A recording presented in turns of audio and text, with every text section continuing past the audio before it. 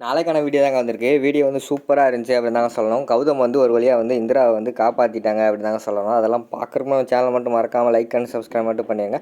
First எடுத்து வந்து அந்த சாமியார் வந்து கதிர்கிட்ட பேசிக்கிட்டு இருக்கிற மாதிரி தான் காட்டிக்கிட்டு இருக்காங்க.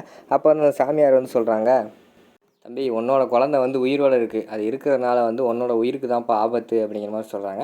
உடனே நம்ம கதிர் வந்து சொல்கிறாரு, இல்லை சாமி அந்த குழந்தை வந்து செத்துருச்சு, நான் என் கண்ணால் பார்த்தேன் அப்படிங்கிற மாதிரி சொல்கிறாரு. இல்லை தம்பி என்கிட்ட வந்து கடவுள் சொல்கிறாரு அந்த குழந்தை இன்னும் உயிரோடு தான் இருக்குது அப்படிங்கிற மாதிரி சொன்னோன்னே நம்ம ரோஷி வந்து சொல்கிறாங்க, அப்படின்னா இப்போ என்ன பண்ணுறது சாமி, அந்த குழந்தைய நாங்கள் எங்கே போய் தேடுறது அப்படிங்கிற மாதிரி வந்து கேட்குறாங்க. இருமா அப்படின்னு சொல்லிட்டு டக்குன்னு மேலே பார்க்காங்க. கடவுள்கிட்ட ஏதோ சொல்கிற மாதிரி வந்து கேட்டுட்டு, அப்படியா விஷயம் அப்படின்னு சொல்லிட்டு கதிர்கிட்ட சொல்கிறாங்க, தம்பி உன்னோட குழந்தை வந்து ஆண் குழந்தை, அந்த குழந்தைக்கு வந்து வலது காலில் வந்து ஒரு மச்சம் இருக்குது, அந்த மச்சம் இருக்கிறது தான் அவன் குழந்தை, அந்த குழந்தை இருக்கிற வரைக்கும் உன்னோட உயிருக்கு தான் தம்பி ஆபத்து அப்படிங்கிற மாதிரி வந்து அந்த சாமியார் சொல்கிறாங்க.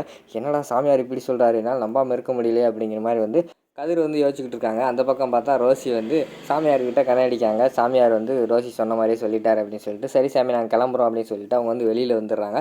வெளியில் வந்தவொடனே நம்ம கதிர் வந்து யோசிச்சுக்கிட்டே இருக்காரு. கதிர் என்ன யோசிக்க அப்படிங்கிற மாதிரி ரோசி வந்து கேட்குறாங்க. இல்லை காலையில் பார்த்தோம்னா அந்த சாமியார் வந்து குழந்தைய பற்றி ஏதோ ஒன்று சொல்லி கொலைப்பிட்டு போயிட்டார், இந்த சாமி என்னடானா குழந்தை வந்து உயிரோடு இருக்குது அப்படிங்கிற மாதிரி சொல்கிறாரு. எங்கள் வீட்டில் பார்த்தீங்கன்னா அந்த பைத்தியம் வேறு இது ஏன் குழந்தைன்னு சொல்லிக்கிட்டு இருக்கு, நான் என்ன பண்ணுறதுன்னு தெரியலையே அப்படிங்கிற மாதிரி வந்து நம்ம கதிர் சொல்லிக்கிட்டு இருக்கிற மாதிரி காட்டுறாங்க. டேய் கதிர் என்னை ஏமாத்துறியா, உன் குழந்தை எனக்கு தெரியாமல் வீட்டிலே வளர்த்துக்கிட்டு இப்போ பார்த்தா என்னை வந்து எப்பயுமே செகண்ட் ஒய்ஃபாக வச்சுக்கலாம்னு நினச்சிக்கிட்டு இருக்கியா அப்படிங்கிற மாதிரி சொல்கிறாங்க. அதெல்லாம் இல்லை ரோசி, எனக்கே ஒன்றும் புரியாமல் தான் நான் யோசிச்சுக்கிட்டு இருக்கேன், இப்போ குழந்தை எப்படி தேடுறது அப்படிங்கிற மாதிரி சொல்கிறாங்க.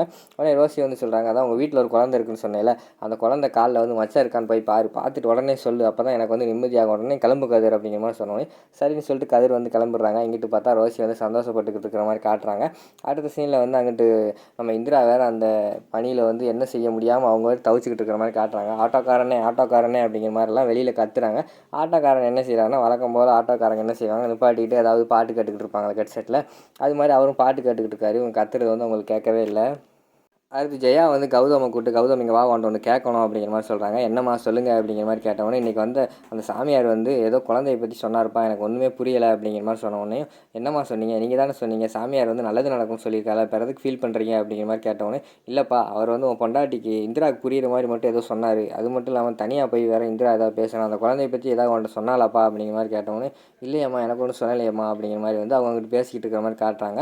இந்த பக்கம் பார்த்தா நம்ம அந்த கலெக்டர் ஆஃபீஸில் வந்து டீ கொடுப்பாங்களா, அந்த அக்கா வந்து என்ன இந்திரா மேடம் காலையில் போனாங்க ஆளவே காணும், ஒரு வேளை எங்கேயோ சிக்கிக்கிட்டாங்களோ, நேற்று எங்கேயோ சிக்கிக்கிட்டாங்க, நம்ம வந்து கௌதம் கிட்ட சொன்னதுனால காப்பாற்றிட்டாரு, இன்றைக்கி எங்கே போனாங்கன்னு தெரில, ஃபோன் வேறு சுவிட்ச் ஆஃபில் இருக்கே அப்படிங்கிற மாதிரி சொல்லிவிட்டு அங்கிட்டு போகிற இன்னொரு ஆஃபீஸர்கிட்ட வந்து கேட்காங்க, இந்திரா மேடம் எங்கே போயிருக்காங்க கேட்டோன்னே, அது எதுக்குமா உனக்கு அப்படிங்கிற மாதிரி கேட்காங்க. இல்லை சார் தெரிஞ்சுக்கிறதான் கேட்டேன், வேறு ஒன்றும் இல்லை அப்படி சொன்னோன்னே, கலெக்டர் ஐயா தான் எங்கேயோ அனுப்பி வச்சிருக்காரு, அது வேறு டேஞ்சரான இடம் கேள்விப்பட்டேன், என்னாக போகிறாளோ அப்படிங்கிற மாதிரி சொல்லிவிட்டு அவங்க போயிடுறாங்க. டக்குன்னு அவங்க வந்து நம்ம கௌதமுக்கு வந்து கால் பண்ணிடுறாங்க. ஐயா நான் வந்து இந்த கலெக்டர் ஆஃபீஸில் பேசுகிறேன், உங்கள் இந்திரா மேடம் வந்து எங்கேயோ போனாங்க, இன்னும் வரவே இல்லை, ஃபோன் வேறு சுவிட்ச் ஆஃபில் இருக்குது அப்படிங்கிற மாதிரி சொன்னோடனே கௌதம் வந்து திருப்பி வந்து இந்திராவுக்கு ட்ரை பண்ணி பார்க்காங்க. இந்திராவுக்கு வந்து ஃபோன் வந்து சுவிட்ச் ஆஃப்னு காட்டுது. உடனே வந்து அம்மா ஒரு நிமிஷம் இருங்கம்மா, நான் ஒரு நிமிஷம் போயிட்டு வந்துடுறேன் அப்படிங்கிற மாதிரி சொல்கிறாங்க. டேய் கௌதம் எங்கடா போகிற சொல்கிறா அப்படிங்கிற மாதிரி கேட்டோன்னே, அம்மா நான் போயிட்டு வந்தோடனே சொல்கிறேம்மா, ஒரு முக்கியமான விஷயம் அப்படின்னு சொல்லிட்டு அந்த இடத்துல இருந்து கௌதம் வந்து வந்துடுறாரு. கௌதம் வந்து டேரெக்டாக வந்து கலெக்டர் ஆஃபீஸ்க்கு வர மாதிரி காட்டுறாங்க. கலெக்டர் பார்க்கணுன்னு வெளியே சொல்கிறாங்க.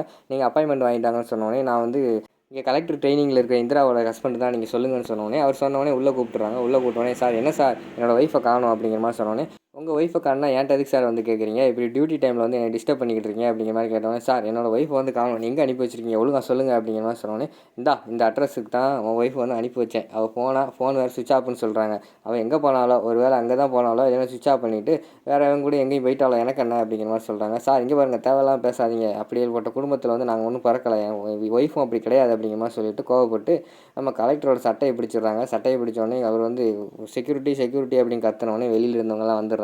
வந்துட்டு வந்து கௌதம் வந்து பிடிச்சி விட்டுறாங்க. விடுங்க தம்பி அப்படிங்கிற மாதிரி சொன்னோடனே, இந்திராவுக்கு மட்டும் ஏதாவது ஆகட்டும் உன்னை சும்மா விட மாட்டேன் அப்படின்னு சொல்லிட்டு கௌதம் அந்த இடத்துல வந்து கத்திக்கிட்டு வெளியில் போகிற மாதிரி காட்டுறாங்க. அங்கிட்டு பார்த்தா நம்ம இந்திரா வந்து அந்த இடத்துல வந்து ரொம்ப கஷ்டப்பட்டுக்கிட்டு இருக்கிற மாதிரி காட்டுறாங்க. அப்போ பார்த்தா ஆட்டோக்கார் வேறு வெளியில் வந்து பாட்டு கேட்டுக்கிட்டு இருக்காருல, அவருக்கு வேறு ரிட்டன் சவாரி கிடச்சிடுது. ஒரு ஆள் வராரு, வந்தோடனே அண்ணே பஸ் ஸ்டாண்டு போனேன் 200 தரேன் அப்படிங்கிற மாதிரி சொன்னோன்னே, அப்படியா தம்பி அப்படிங்கிற மாதிரி யோசிச்சுட்டு, சரி உள்ளே போன மேடம் வருவாங்களா என்னன்னு தெரில, நம்ம கிளம்பிடுவோம் அப்படின்னு சொல்லிட்டு அவர் அந்த சவாரி எடுத்துகிட்டு அந்த இடத்துல வந்து போயிடுறாரு.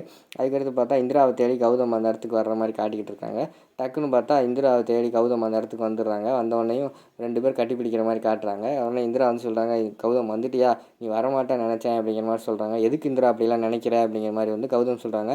இல்லை உனக்கு என்ன பிரச்சனைனாலும் நான் இனிமேல் வரமாட்டேன்னு சொன்னேன்ல, அதான் என்னை அப்படியே விட்டுருவியோன்னு நினச்சேன் அப்படிங்கிற மாதிரி சொல்கிறாங்க. அது வந்து நான் கோவத்தில் சொன்னேன் இந்திரா, அதெல்லாம் நீ மனசில் வச்சுக்கிருவியா, உனக்கு ஒன்றா நான் விட மாட்டேன், உனக்கு ஒன்றா நான் வந்து நிற்பேன், உன்னோட ஒய்ஃப் உன்னோட ஹஸ்பண்ட் நான் அப்படிங்கிற மாதிரி சொல்லிவிட்டு அவங்க வந்து கட்டி பிடிச்சிக்கிற மாதிரி காட்டுறாங்க. டக்குன்னு பார்த்தா இந்திரா படுத்து கிடக்காங்க. இந்திராவுக்கு வந்த கனவு, என்ன கௌதம் இது கனவா, ஐயோ நான் நினைவு நினச்சேனே, இப்படி ஆகி போச்சே அப்படிங்கிற மாதிரி சொல்லிட்டு அவங்க வந்து அங்கிட்டு வந்து ரொம்ப கவலையில் படுத்து கிடக்கிற மாதிரி காட்டுறாங்க. நான் அவ்வளோதான் இனிமேல் பிழைக்க மாட்டேன் அப்படிங்கிற மாதிரி அவங்களுக்கே தோண ஆரம்பிச்சிருது. அங்கிட்டு பார்த்தா கௌதம் கரெக்டாக அந்த இடத்துக்கு அப்போ தான் வந்து இறங்குறாரு. இறங்கினோடனே இது என்ன இடம் இப்படி பாலடைஞ்சு போயிருக்கே அப்படின்னு சொல்லிட்டு உள்ளெல்லாம் போய் தேடி தேடி பார்க்காங்க. இந்திரா நான் அங்கிட்டு இங்கிட்டு கத்திக்கிட்டே அலையிற மாதிரி காட்டுறாங்க. ஒரு இடத்துல வந்து அந்த ரவுடிங்க எல்லாம் வந்து பாக்கெட் பண்ணிக்கிட்டு இருந்தாங்கல்ல, அதெல்லாம் எடுத்து பார்க்காங்க. ஐயோ இது என்ன போதைப் பொருள் மாதிரி இருக்குது, இங்கே ஏதோ சம்பவம் நடந்திருக்கு போலயே, அவர் சொல்கிறத பார்த்தா ரொம்ப நேரத்துக்கு முன்னாடி இந்திரா இங்கே வந்திருப்பா, எங்கே இருப்பான்னு தெரியலையே அப்படிங்கிற மாதிரி சொல்லிட்டு அவரும் அந்த இடத்துல அங்கிட்டு இங்கிட்டு சுற்றி அலைஞ்சிக்கிட்டு இருக்காங்க. இந்திரா எங்கே இருக்க எங்கே இருக்கான்னு கத்திக்கிட்டு இருக்காங்க. இந்திரா அந்த ரூமுக்குள்ளே ரொம்ப முடியாமல் அந்த பேப்பரு சாக்கெல்லாம் சுற்றி போட்டு ஒரு ஓரத்தில் முடங்கி படுத்து கிடக்கிற மாதிரி காட்டிக்கிட்டு இருக்காங்க. நம்ம கௌதம் அந்த இடத்து பக்கத்தில் போய் இந்திரான்னு கத்திக்கிட்டு இருக்கிற மாதிரி காட்டுறாங்க. நாளைக்கு வந்து இந்திராவுக்கு கேட்குமா, காப்பாற்றுவாங்களா, நாளைக்கு தான் உண்மை வந்து தெரியும். இதை இன்றைக்கி வந்து கௌதம் வந்து தேடிக்கிட்டு இருக்காங்க. அதோட பார்த்தீங்கன்னா இந்த எபிசோடை வந்து முடிச்சிடுறாங்க.